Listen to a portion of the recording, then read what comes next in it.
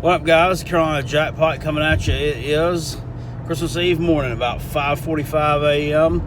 And I just wanted to say, first and foremost, thanks for the support this past year over the channel. My God, the growth has just been exponential. Really blew up over the summer. Really blew up as a result of one scratch ticket video. So thank you for the support from the college football fans who are part of the channel. Thank you for the support for the scratch card people who are part of the channel. Even though I don't do as many of those anymore, we'll be making some more soon because, as you know, football season's drawing to a close. Got to have some kind of content, right? Can't do it all about basketball. Yeah, and thanks to just the everyday Joe Schmo out there who also gets on and supports the channel, watching the videos, hitting those thumbs up buttons, and sharing the videos. I do appreciate it. I want to get on here real quick and talk about a ball game that comes on tonight at 8 p.m. over on ESPN. You have the Sophie Hawaii Bowl. Yeah, the Hawaii Bowl. Now, this game, when I was a kid, I remember back in the old days, man. Remember back in the old days watching this on my grandma's big box TV be on in the living room. You know, them big old TVs that weighed about 1,000 pounds because it was the only sports type thing on Christmas night, or Christmas Eve night, excuse me, when we do the get together, and I wanted to watch it, and sometimes they'd turn it off and I would turn it back on. But at any rate, back then it was called the Aloha Bowl. Yeah, it was called the Aloha Bowl, and to me, that game had a little bit more luster when it was known as the Aloha Bowl than it does now when it's just called the Hawaii Bowl, simply because if Hawaii has a winning season, they're going to be in this ball game. They are going to be in the Hawaii Bowl. Unless they have a really good season, in which they would go, in that case, go to the Sugar Bowl and get their poo-poo pushed in by the Georgia Bulldogs. You remember that? I do. I remember it like it was yesterday. I also remember who beat that Georgia Bulldogs team. Who was that?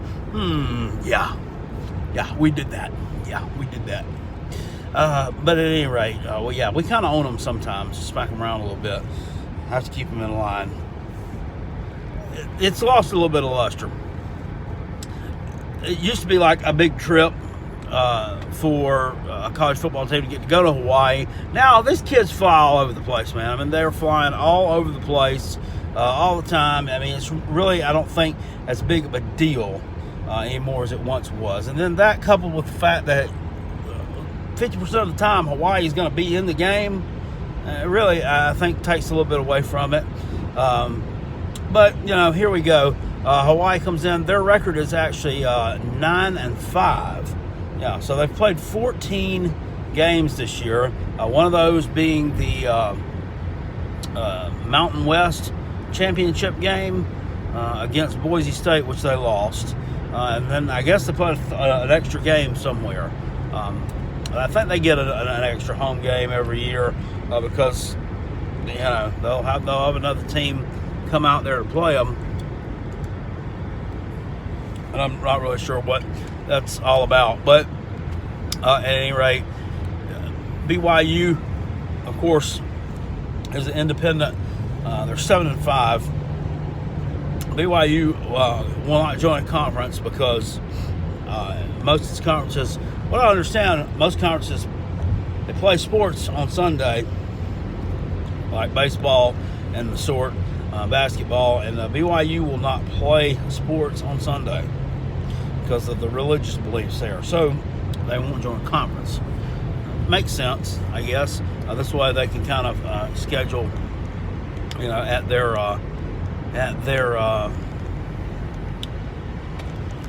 discretion.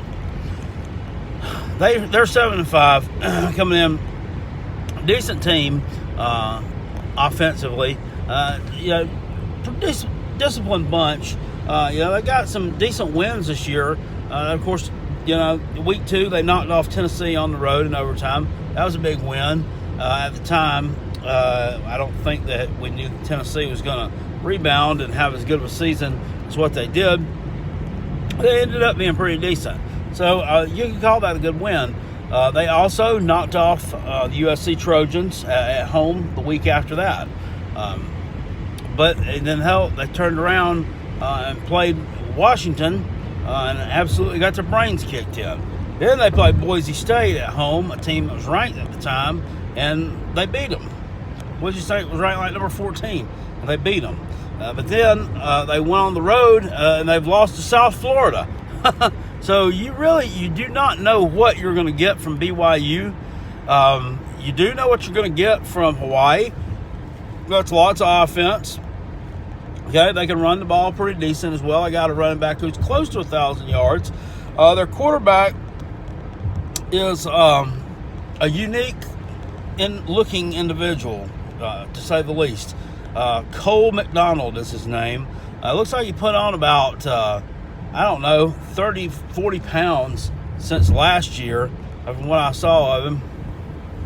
And he looks like, I can't explain this other than the way we described it on our podcast, the Robin Comrade show the other night, as a dirty Trevor Lawrence. It's like Trevor Lawrence meets Oscar the Grouch. This guy's got the dreads going on. I mean, he's got these tattoos and all this stuff. And he looks like he belongs in a band playing somewhere, some old grungy bar. But, I mean, he can sling the hell out of the football. Problem is, looking at his stat line, it's really Jake Bentley-like. This year, 29 TDs, 14 interceptions. I watched him in the opening game against Arizona. He threw like 5 interceptions, and it should have been 6 because one of the Arizona players intercepted the ball with both feet came down out of bounds, but it was really close there. So should have been more than that. He should have 1 more interception. But at any rate, he needs to get it under control. I'm not sure if he's a senior or what's going on with that. He played in this game, and not really sure if he can move the ball against BYU the way he has against these other teams. I do feel like BYU can move the ball in Hawaii. Which team's going to show up? That's the question. I do believe they'll be focused, and I don't believe that this is like a huge deal. It's not like some huge trip for BYU because, number one, their head coach, and I believe his name is Kalani Sitake, he grew up in Hawaii, okay? So that's not a big deal for them. They also recruit Hawaii. BYU recruits Hawaii really heavily.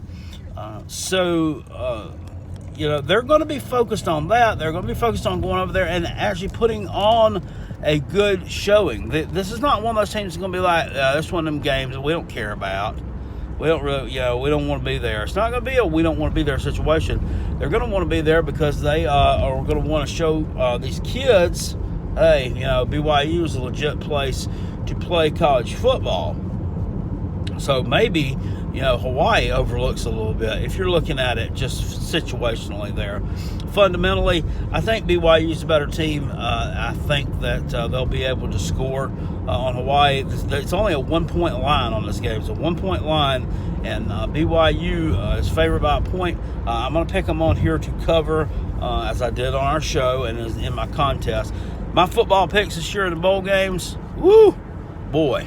A big steaming pile. Let me tell you what. I think I've gotten like 2 correct. And yesterday, I got that one incorrect as well. I had picked Marshall to cover against UCF, and that just didn't happen. I didn't even get to watch any of that. I was too busy working and so forth. But, it looked pretty ugly. So that's my call on the Hawaii BYU game. I think BYU is going to win the ball game, and I think they'll cover that 1 point necessary in that one. That's tonight at 8 p.m. and it's 3 p.m. Hawaii time. If you're interested to know that little factoid. as well. Also, like I said, I hope everybody has a good day today. Hopefully you don't have to work today. Spend some time with your family, or spend some time last minute Christmas shopping, doing whatever you do. Merry Christmas to everybody, especially the Gamecock fans out there. Merry Christmas to you. Hope you have a wonderful, wonderful day tomorrow. Tater fans, I hope you get fruitcakes and coal in your stocking for Christmas, and that's about it. Santa Claus, he ain't gonna go visit you people. He's not. He's just not. He's not going to go into the areas that some of you people live. That's the main reason why. Other than the fact that most of y'all done been bad this year, he's just not. He don't want to catch a meth charge. Somebody's just got work to do. He's got a whole world to deliver presents to people that are not Tater fans. So he's not. And I feel sorry for the little Tater kids because of he's not going to go in those areas. But fortunately, at least here in the upstate area where I live anyway, we have Toys for Taters, and they take up donations for situations like that. So those young people do not go without. Thank goodness. All right, guys, I'm going to jump off here for now. Really, in all seriousness, hope you have a great day, and go Gamecocks. Woo!